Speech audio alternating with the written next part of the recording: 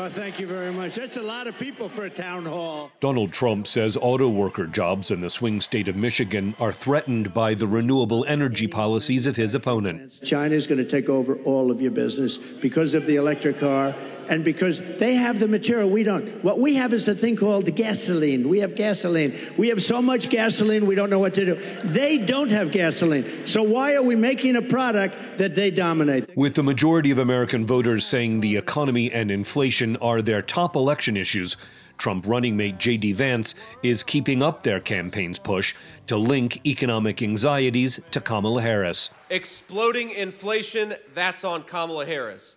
Groceries you can't afford, that's on Kamala Harris. Housing that is unaffordable for young American families, that is on Kamala Harris. Harris's economic proposals in this campaign include tax relief for first-time homeowners, for new parents, and for small business owners.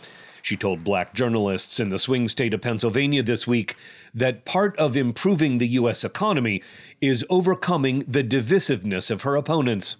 Is the price of groceries still too high? Yes. Do we have more work to do? Yes.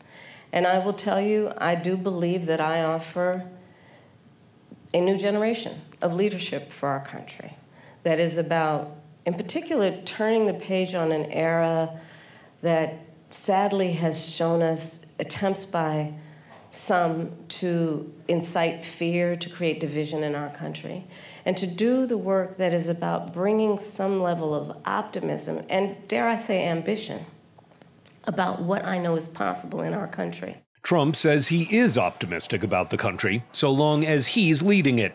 He says the economy would be much stronger today, with tougher tariffs on imports, if he had been re-elected in 2020. In the closing days of this campaign, Trump continues to claim, falsely, that his 2020 loss was rigged. If I didn't do well in 2020, I wouldn't even think about doing this.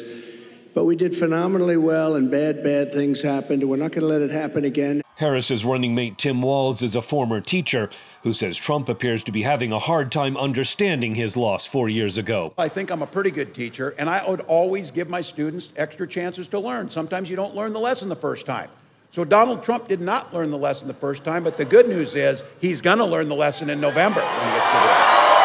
Harris and Walz are virtually tied with Trump and Vance in most public opinion polls in the roughly 7 swing states that will decide this race.